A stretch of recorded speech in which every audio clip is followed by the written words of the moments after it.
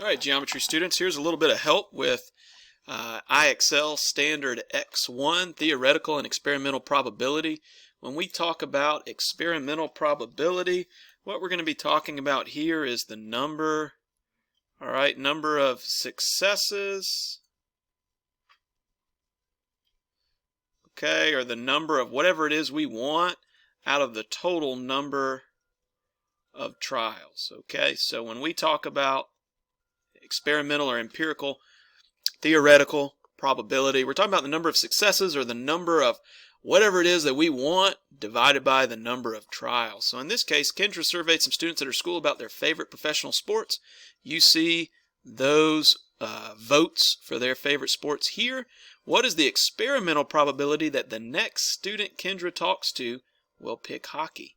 Well, based upon previous data, we've had 4 people choose hockey out of a total of 4 plus 3 plus 2 plus 1. That's 4 out of 10. And they want us to write it as a fraction or a whole number, and they also want us to simplify our answer. Well, 4 out of 10, that simplifies to 2/5. 2/5. So the experimental or empirical, theoretical, all means the same thing. Probability is 2/5. Okay? And so that's the probability the next person, based upon previous data, will pick hockey as their favorite sport. So fantastic. All right, so let's look at another problem here. Of the 8 people who have signed up for genetics, for a genetics lecture, 2 have gray eyes. So 2 have gray eyes out of 8 people so far. What is the experimental probability that the next person will have gray eyes? Well, 2 out of 8 have had gray eyes so far. Simplify that, that's 1/4. So we would expect, based upon previous data, that there's a 1/4 probability the next person has gray eyes. Fantastic. All right, here's another one. We got a spinner here. You see each number has an equal area, and we've got the numbers 2, 3, 4, 5. What's the probability that the spinner is going to land on 5 or an odd number? Well, what are the numbers? That's the number 5, or how many number 5s are on the spinner? We've got 1. We got the number 5 once. All right. And then what's the other odd number? Well, we've got the number 3. So we've got 2 numbers here. All right. That is either 5 or odd 3. Okay. So 2 numbers out of how many total numbers are on the spinner? How many spaces are on the spinner? 4. So what's the probability the spinner lands on a number 5 or an odd number? Well, it's going to be 1/2, or written as a percentage, 50%.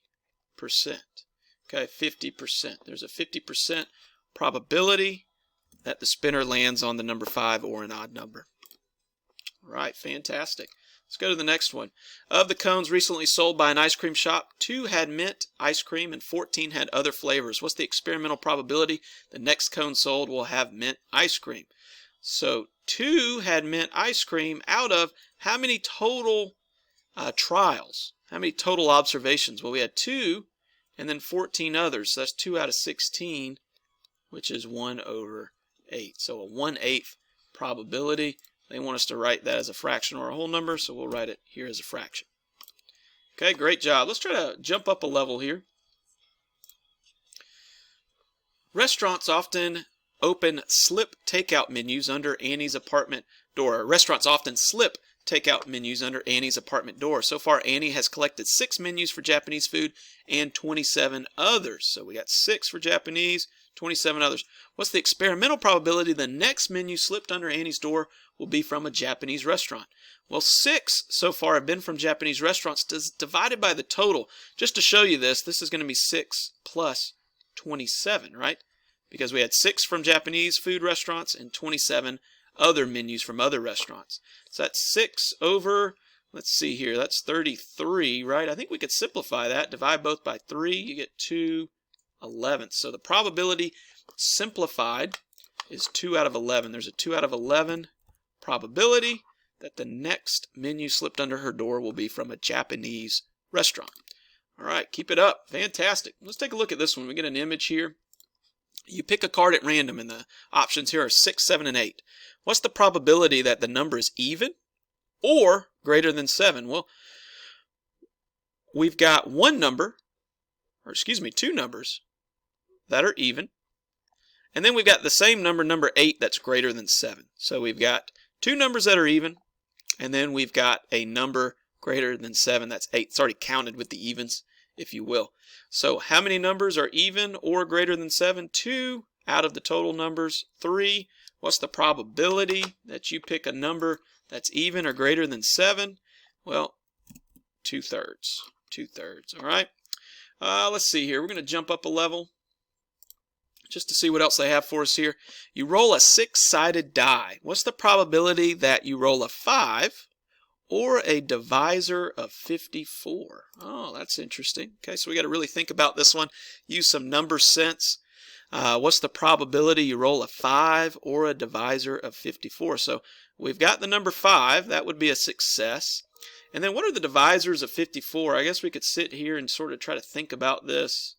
We've got 1, 54. Well, that's not going to be on a 6-sided die. We've got, what, 2 and 27. Well, 2 would be on a 6-sided die, so 2. Let's see, 3. Can we divide 3 into 54? What do you guys think about that? Yeah, 3 and 18, right? So 3 is a divisor of 54. How about 4? Can we divide 54 by 4 evenly? No. I don't believe 5 is going to work. What about 6? Yeah, 6 and 9, right? 6 and 9. So we've got the number 5, or it's a divisor of 54. Well, 2, 3, and 6 are divisors of 54. And, oh, I left one out, 1. So we've got a lot of options here. Really, 4 was the only one that was not a even divisor. It doesn't evenly divide 54. So I've got 5 options here. And how many numbers are on a 6-sided die? 6. Now it says write it as a percentage rounded to the nearest tenth. So what I would do is open up, pull out a calculator, or open up desmos.com/scientific calculator, and I believe we have, what, 5/6. So 5 divided by 6, that gives me 0.833333. So let's multiply that. Let's do 5/6 multiplied by 100. That's going to give me the percentage. So it's 83.3 repeating. They want us to round to the nearest tenth, so that's 83.3%. Excellent. Now we're in the challenge zone. I'm going to leave the challenge zone to you, for you to figure those out, but I believe I've given you enough help to get to this point. So good luck with IXL Standard X1.